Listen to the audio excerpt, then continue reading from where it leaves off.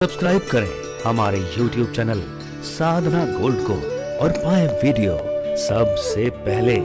और हाँ, bell icon दबाना ना भूलें। कहते हैं एक बार हनुमान जी ने भी रामायण लिखने की सोची। जब भगवान श्री राम का राज्याभिषेक हो गया और राज्याभिषेक के बाद लोकापवाद के कारण भगवान श्री राम ने श्री जानकी जी को वाल्मीकि महर्षि के आश्रम में भेज दिया, तो श्री हनुमान जी को बड़ा दुख लगा। दरबार में जाने में हनुमान जी को बड़ा संकोच होता था, क्या जाए। जिन श्री जानकी को पाने के लिए इतना बड़ा पुरुषार्थ किया गया, समुद्र पर पुल बांधा गया, इतनी बड़ी लड़ाई हम लोगों ने लड़ी, प्राण की बाजी लगा दी। आज वो जानकी, वो भगवती मां अयोध्या से दूर चली गई।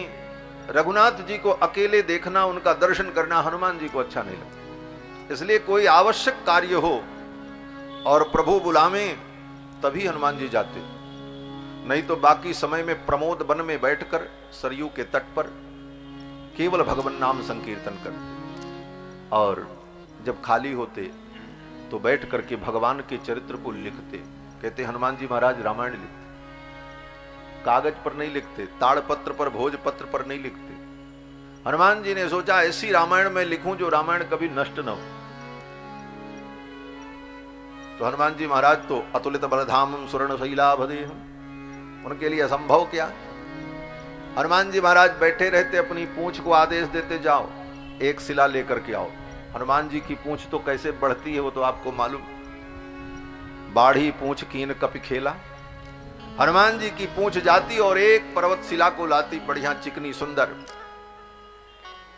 और लाकर के हनुमान जी के सामने रख देती। और हनुमान जी महाराज भगवान की लीलाओं को अपने हाथ से लिखते, कलम से नहीं, अपनी उंगलियों के नख से उस पत्थर को खोद खोद करके पत्थर पर अंकित करते, जिससे ये चिरकाल तक सुरक्षित रहे। और लिख लिख करके एक के बाद एक सरयू के तट पर सजा करके, और इसी में मगन रहते थे हनुमान जी महाराज। एक दिन भगवान श्री राम ने हनुमान जी को याद किया, पूछा आजकल हनुमान जी बहुत कम आते हैं दरबार में, बात क्या है। तो सेवकों ने कहा आजकल हनुमान जी बहुत काम कर रहे हैं, कुछ बना रहे हैं,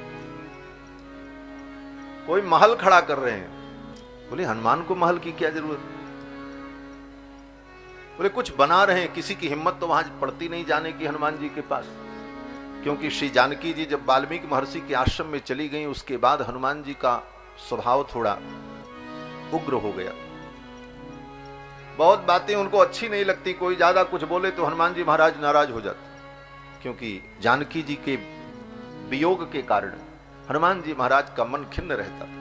किसी का मन खिन्न हो उस समय अच्छी बात भी व्यक्ति को अच्छी नहीं लगती। इस कारण से हनुमान जी महाराज के पास किसी की जाने की हिम्मत भी नहीं होती, सेवक भी डरते थे। बहुत आवश्यक हो तब जाकर के कोई सूचना देते थे हनुमान जी। तो सेवकों ने कहा आजकल हनुमान जी कुछ बना रहे हैं। भगवान ने कहा चलो मैं भी देखूं मेरे हनुमान की क्या करती है। भगवान आए और देखा तो महाराज वो पत्थर सब लगे थे। भगवान श्री राम ने पूछा ये सब क्या है।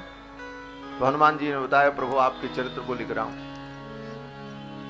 भगवान ने कहा हनुमान ये तुम्हारे द्वारा लिखी गई रामायण तो अद्भुत होगी, ये चरित्र चिरकाल तक रहेगा, लेकिन जो वरदान वाल्मीकि जी को प्राप्त है उस रामायण का क्या होगा। तुम्हारे इस रामायण के सामने तो वाल्मीकि जी की रामायण को कोई पुर्छ पड़ेगा ही नहीं,